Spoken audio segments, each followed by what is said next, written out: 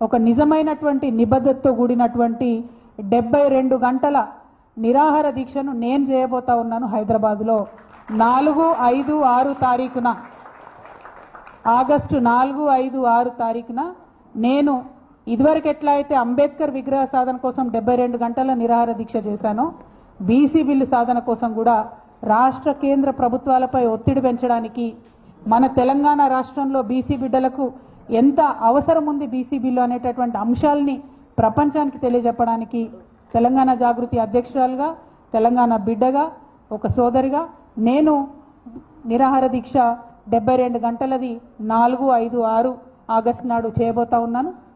దీనికి సంబంధించి మేము ప్రభుత్వానికి కూడా ఇమీడియట్గా పర్మిషన్ కోసం పెట్టుకుంటాం. వాళ్ళు పర్మిషన్ ఇస్తే మంచిది, ఇవ్వకపోతే ఎక్కడ వీలైతే అక్కడ కూర్చొని 72 గంటలు మాత్రం ఖచ్చితంగా దీక్ష చేస్తాం. నాకున్న కాన్ఫిడెన్స్, నాకున్న విశ్వాసం ఏంటంటే అంబేద్కర్ విగ్రహం సాధించడానికి ఉమ్మడి ఆంధ్రప్రదేశ్లో 72 గంటలు నేను నిరాహార దీక్ష చేసిన.